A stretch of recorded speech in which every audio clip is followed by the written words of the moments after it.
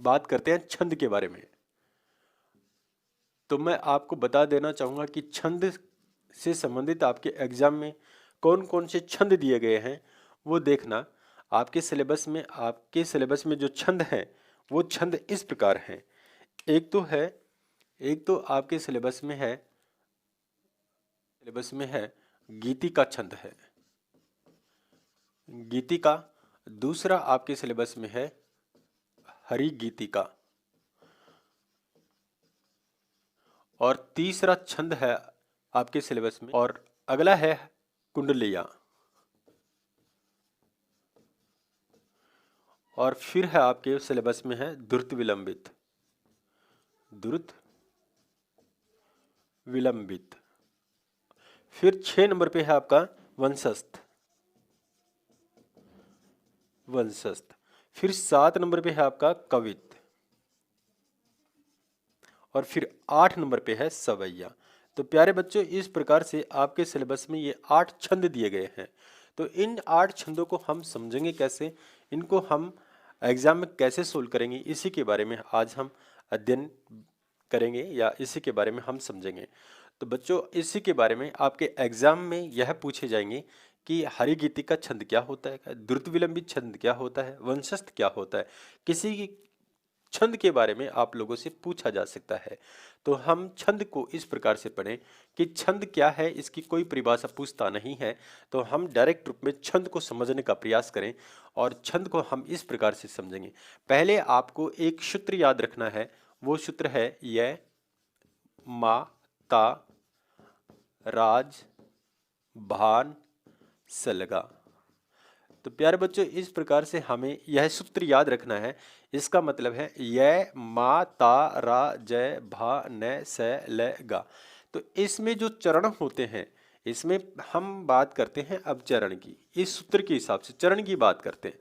तो इसमें चरण, प्रत्येक जो हमने ये जो सूत्र लिखा है, इस सूत्र में हम 3 का चरण बना करके चलेंगे, 3 वर्णों का चरण बनाएंगे। तो य के साथ हमारे चरण हो गए, ये 3 यहां तक हो गए, य मा ता। तो हम चरण के बारे में बात करें तो इसी चरण में हम गण निकालेंगे।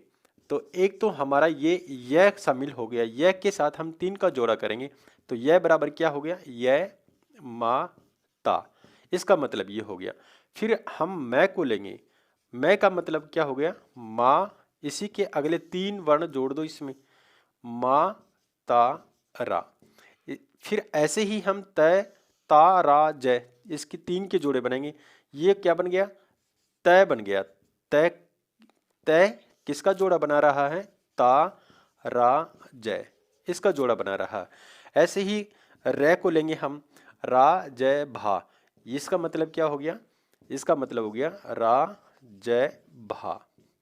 फिर हम जगन के बनाएंगे, जय, जय के जय भा न, इसका मतलब हो गया जय भा न। फिर हम भा को लेंगे, हम भा का मतलब है भा न स, भा न स। फिर ऐसे ही हम किसको लेंगे, न को लेंगे, न को ले लिया हमने, न का मतलब न स ल। ऐसे ही हम किसको लेंगे, अब स को लेंगे, स ल, 3 का जोड़ा बनाएंगे हम, स ल गा। अब बाकी बचते हैं, लास्ट में 2 बचते हैं।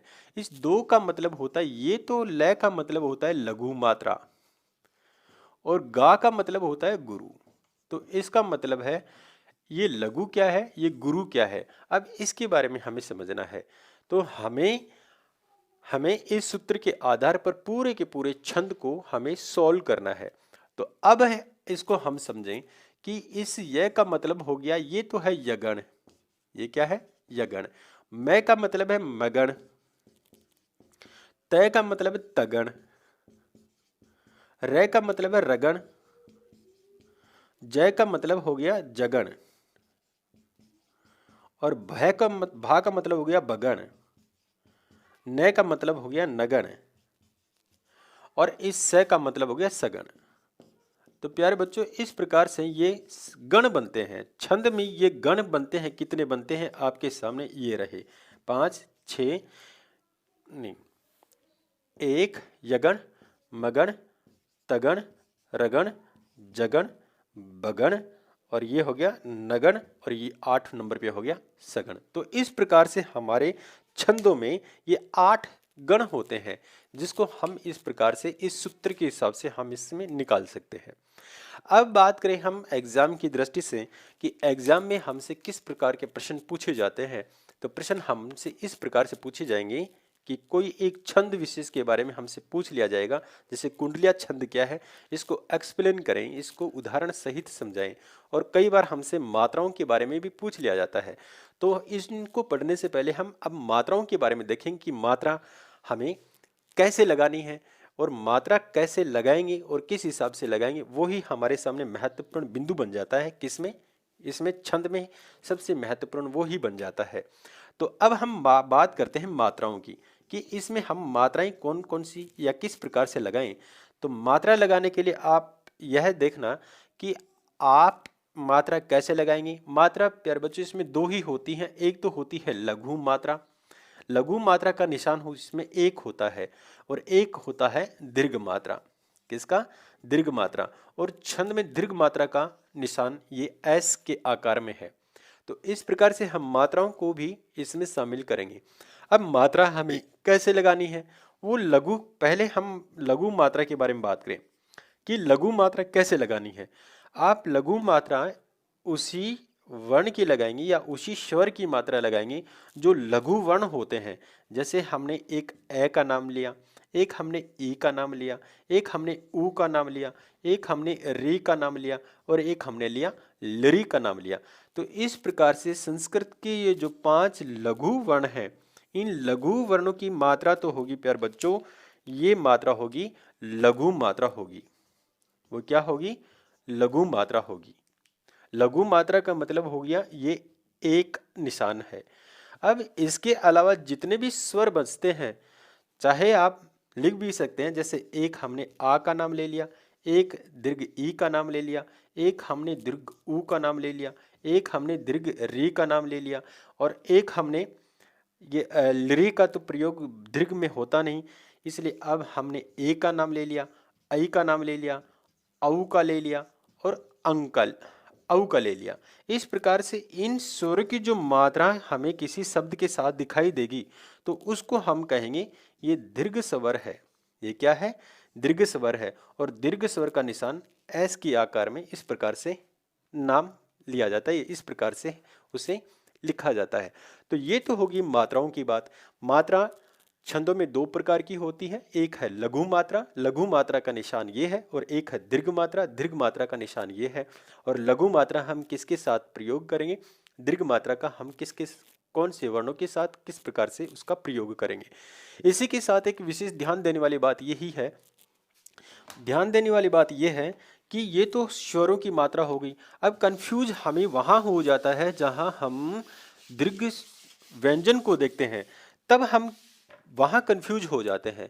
तो आप इसको विशेष ध्यान दीजिएगा कि हमें कहाँ और किस प्रकार की मात्रा लगानी है। अगर किसी शब्द में आपको कोई संयुक्त अक्षर दिखाई देता है, क्या है? संयुक्त अक्षर, संयुक्त अक्षर दिखाई देता है, तो उस संयुक्त अक्षर की मात्रा भी हमें क्या लगानी है? दीर्घ लगानी है।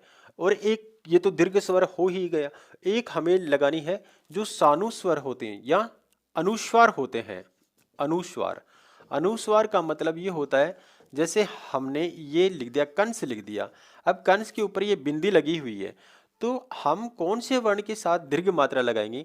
दीर्घ मात्रा हम उसके साथ लगाएंगे, ये जो क है, इस क के ऊपर ये अनुस्वार लगा हुआ है, तो हम इसी को दीर्घ स्वर मानेंगे या दीर्घ मात्रा हम इसी के ऊपर लगाएंगे।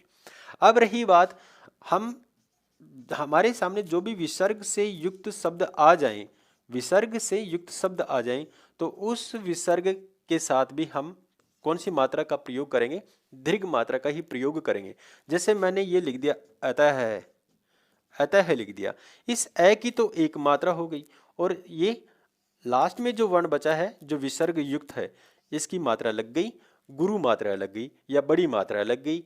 इसलिए हम कह सकते हैं ये तो मात्रा है लघु और ये मात्रा है दीर्घ मात्रा है। तो इस प्रकार से हम छंदों में मात्राओं की गणना करते हैं।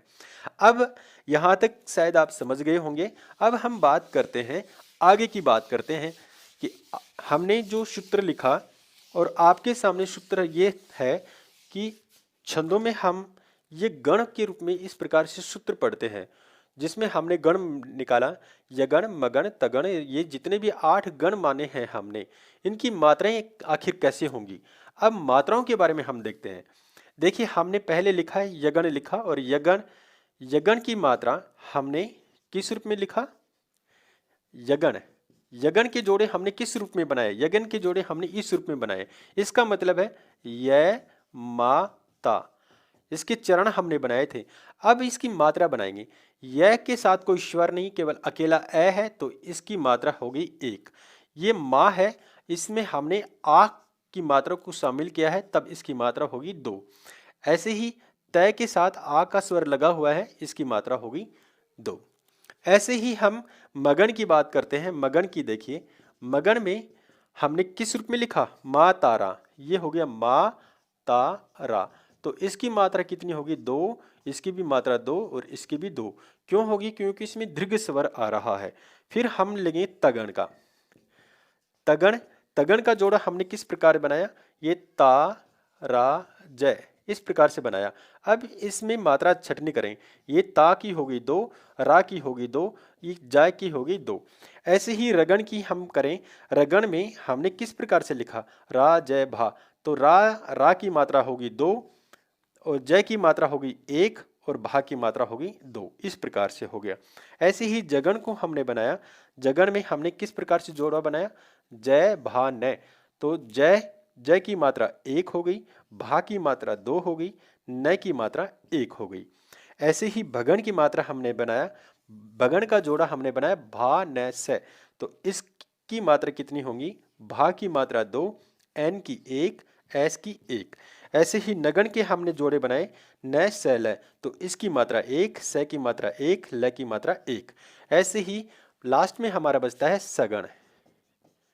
सगण, सगण का जोड़ा हमने इस प्रकार बनाया, से ल गा, तो इसमें हम मात्रा बनाएं, से की 1, ल की 1, गा की 2। इस प्रकार से हम छंदों में इसकी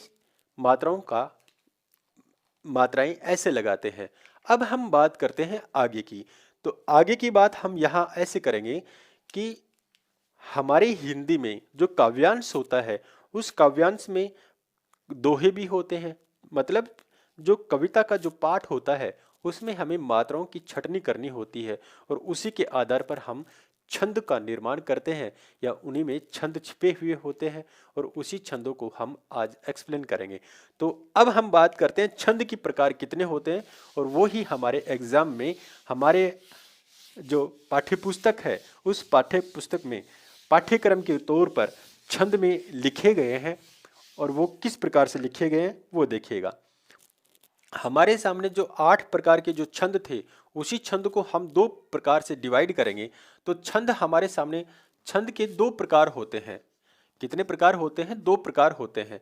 एक होता है मात्रिक छंद। मात्रिक छंद का मतलब ये होता है, मात्रिक छंद का मतलब ये होता है कि जो भी शब्द होगा उसमें मात्राओं को देख करके हमें छंद का पता लगाना है। अगर हम मात्राओं को देख करके छंद का पता लगाएंगे, या मात्राओं की गिनती करके हम छंद का पता लगाएंगे, तो वो उसी छंद के नाम से जाना जाएगा। दूसरा होता है वर्णिक छंद होता है। वर्णिक, वर्णिक का मतलब है हम अब इसमें मात्राओं की गिनती न करने के बजाय हम वर्णों की गिनती करेंगे कि उसमें कितने वर्ण आ रहे हैं। जैसे हमने ये लिखा, जगण लिखा या यगण लिखा, य मा ता। अब हमें इसकी मात्रा 1, इसकी मात्रा 2, इसकी मात्रा 2, इस प्रकार से नहीं देखना है, हमें केवल इनकी गिनती करना है। 1 2 3, ये 3 हो गए। हमें मात्राओं से कोई लेना देना नहीं। अब मात्राओं का लेना देना किस में है, इसमें मात्रिक छंद में मात्राओं का लेना देना होता है। इसका मतलब ये हो गया छंद के 2 प्रकार होते हैं, एक मात्रिक और दूसरा हो गया वर्णिक। अब हम इनके भी टुकड़े कर सकते हैं। मात्रिक छंद और वर्णिक छंद दोनों 3 प्रकार के बन जाते हैं। एक तो होता है सम मात्रिक छंद, सम मात्रिक छंद। दूसरा होता है अर्ध सम, और तीसरा होता है विषम छंद। अब ये विषम छंद क्या है उसी के बारे में, या अर्ध सम छंद क्या होते हैं इन्हीं के बारे में हम अब अध्ययन करेंगे। इसका मतलब सम मात्रिक छंद का मतलब होता है कि उसमें जितने भी चरण होंगे उसमें समान मात्राएं होंगी।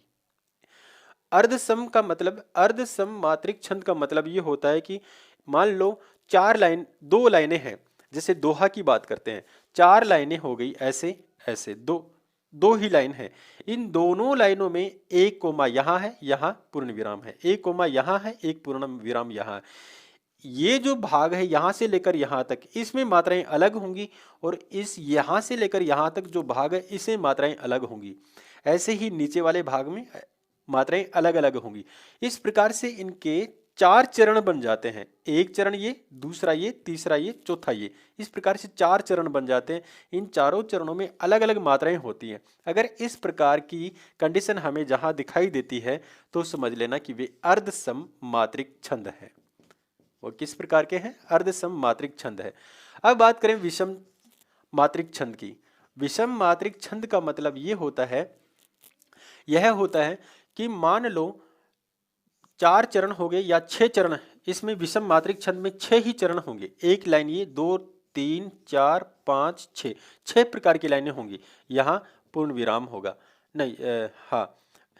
और विषम में क्या होगा, ये यहाँ तो ऊपर की 2 लाइनों में अलग प्रकार की मात्राएं होंगी, और बाकी जो शेष बची हुई नीचे की जो 4 लाइनें हैं उसमें अलग प्रकार की मात्राएं होंगी। यहाँ इस प्रकार से भी हो सकता है कि ऊपर की जो 4 लाइनें हैं उसमें अलग प्रकार की मात्राएं होंगी, और नीचे की जो शेष बचने वाली 2 मात्राएं उसमें अलग प्रकार की मात्राएं होंगी। अगर इस प्रकार की कंडीशन हमारे सामने होती है तो समझ लेना कि वो विषम मात्रिक छंद में शामिल हो जाता है। और विषम मात्रिक छंद में हमारे सिलेबस में 2 छंद दिए गए हैं। एक तो है हमारे सामने छप्पे, छप्पे आपके सिलेबस में है, और दूसरा छंद है कुंडलिया। ये कुंडलिया, ये 2 छंद हमारे जो सिलेबस में हैं वो विषम मात्रिक छंद से जुड़े हुए हैं, वो इस प्रकार से हैं। और बात करते हैं हम मात्रिक सम छंद की। मात्रिक सम छंद के 2 उदाहरण आपके एग्जाम नहीं, आपके पाठ्यक्रम में है। एक तो छंद है गीतिका छंद, आपके सिलेबस में है, और दूसरा है हरि गीतिका छंद, हरि गीतिका छंद। तो इस प्रकार से आपके सिलेबस में 2 छंद इस प्रकार से हैं, एक तो गीतिका और हरि गीतिका। वो किस प्रकार के हैं? वो मात्रिक छंद है, और मात्रिक छंद में सम मात्रिक छंद के उदाहरण है। और दूसरा है मात्रिक छंद, कौन सा है? विषम मात्रिक छंद है, जो आपके सिलेबस में है। वो कौन कौन सा है? एक है छप्पे और दूसरा है कुंडलिया। अब बाकी जो शेष बचते हैं आपके सिलेबस में, जो 4 शेष छंद बचते हैं, वो सारे के सारे किसमें? वर्णिक छंद में शामिल होते हैं। और वर्णिक छंद में कौन कौन से हैं आपके सिलेबस में?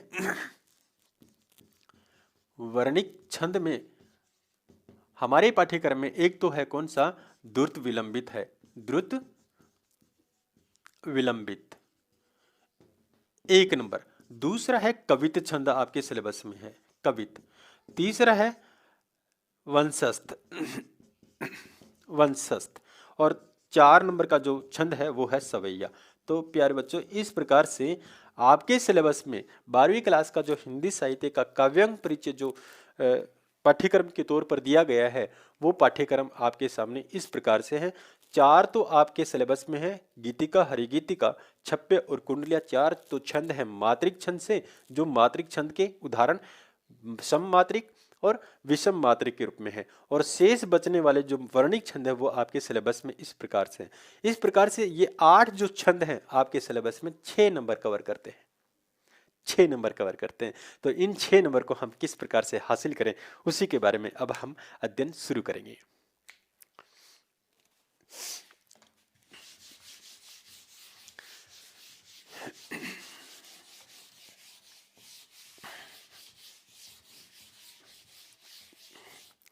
तो प्यारे बच्चों, यहाँ तक आप शायद आप समझ गए होंगे। और इसी क्रम को आगे बढ़ाने से पहले मैं आपको यह कहूँगा कि यहाँ तक आपको समझ में आ गया है तो आप इसे लाइक करें और सब्सक्राइब करें, और साथ ही अपने जितने भी मित्र हैं उन सभी तक इस वीडियो को पहुँचाने का आप कार्य करें। अब हम आगे बढ़ते हैं। अब हम बात करते हैं, अपने सिलेबस की बात करते हैं। अपना सिलेबस ये कहता है कि पहला छंद हमारे पाठ्यक्रम में गीतिका है। कौन सा है? गीतिका छंद है। अब ये गीतिका छंद क्या है, उस वर्गीकरण में हमने यह पढ़ भी लिया था कि गीतिका क्या है और किस प्रकार का छंद है। अब हम इसी के बारे में बात करें, इसी को हम आगे बढ़ाएं। हमने गीतिका के बारे में इस प्रकार से पढ़ा कि ये मात्रिक छंद है। मान लो आपके एग्जाम में यही प्रश्न आ जाता है कि गीतिका छंद क्या होता है, उदाहरण सहित समझाइए। तो हम पहले लिखेंगे, हमने ये छटनी की थी कि ये मात्रिक छंद है, ठीक। और ये मात्रिक छंद में किस प्रकार का है, मात्रिक छंद में भी ये छंद किस प्रकार का है, मात्रिक छंद में यह है सम मात्रिक छंद है। हम ये लिखेंगे, हम सम मात्रिक छंद है, ये लिखना जरूरी है, क्योंकि इस प्रकार से हम लिखेंगे तो एग्जामिनर जो होता है वो इस प्रकार के आंसर को क्वेश्चन के आंसर को देखता है तो बहुत प्रभाव उसके ऊपर पड़ता है। तो हम यह लिखेंगे, ये मात्रिक छंद का उदाहरण, मात्रिक छंद में सम मात्रिक छंद है। और इसमें जो मात्राएं होंगी, क्या होंगी, मात्राएं होंगी। और वो मात्राएं इसमें टोटल कितनी होती है, इसमें 26 मात्राएं होती हैं। कितनी मात्राएं होंगी, 26 मात्राएं होंगी। और जो यति होगी या ठहराव होगा वो किस प्रकार से होगा, पहले तो हमारे चरण में 14 मात्राएं होंगी और 14 के बारे में बाद में 12 मात्राएं होंगी। या हम ये कहें कि गीतिका जो छंद है वो सम मात्रिक छंद है, जिसमें 26 मात्राएं होती हैं और 26 मात्राओं में 14 और 12 मात्राओं पर यति होती है, यही गीतिका छंद है। अब इसके एग्जाम्पल जैसे हम ले लें, इसका एग्जाम्पल हमने ले लिया, हे प्रभु अन्नदाता ज्ञान हमको दीजिए। वैसे इसके नीचे की ओर भी पंक्तियां हैं, लेकिन हम एक एग्जाम्पल तौर पे एक ही लाइन को उठाएंगे। अब देखिए हमने क्या कहा, ये मात्रिक छंद है, इसमें मात्राओं की गिनती की जाएगी और टोटल मात्राएं कितनी होनी चाहिए, 26 मात्राएं होनी चाहिए। और 26 मात्राओं में 14, पहले तो 14 मात्राएं होंगी और उसके बाद में कोमा होगी और उसके बाद में क्या होगा, ये आगे की 12 मात्राएं होंगी। इस कोमा को बोलते हैं यति। इस यति का मतलब होता है ठहराव, ठहराव, ठहराव बोल दो, लेकिन छंद में हम इसे यति ही बोलेंगे। और यति का मतलब यहाँ ये है और एक ये है, इसको हम यति बोलेंगे। अब मात्रा लगाएं। अब देखिए ये दीर्घ मात्रा है, इसकी 2 मात्रा होगी। ये संयुक्त वर्ण है, इसकी 2 मात्रा होगी। ये दीर्घ है, इसकी 2 मात्रा होगी। अब आगे ही ऐसे ही ये हमने क्या लिखा, उसमें दीर्घ मात्राएं कहाँ जुड़ेंगी, जहाँ संयुक्त वर्ण आ रहे हैं तो उससे पहले वाले में एक मात्रा जुड़ जाएगी, ये एक मात्रा, ये 2, ये 2। अब देखिए यहां तक क्या 14 मात्राएं हैं, 1 मिनट, 6, यहां 2 मात्रा, आनदाता ही आनदाता, इस प्रकार से 14 मात्राएं होंगी। ऐसे ही ये ज्ञान 2, 1, ये 1, 1, इसकी 2, ऐसे ही 2, 1, 2। अब देखिए मात्रा गिने, 2, 3, 4, 5, 5, 2, 7, 8, 9, ये 10 और 2 ये 12। यहाँ तक तो 12 मात्रा होगी और यहाँ तक 14 मात्राएं। 14 और 12 मात्राओं को जोड़ेंगे तब टोटल हमारे सामने 26 मात्राएं होती हैं। और 26 मात्राएं क्या कहलाती हैं, गीतिका छंद कहलाती हैं। ठीक है, अब हम बात करें अगले छंद की बात करें। अगला छंद हमारा ये है हरि गीतिका। अगला छंद है हरि गीतिका।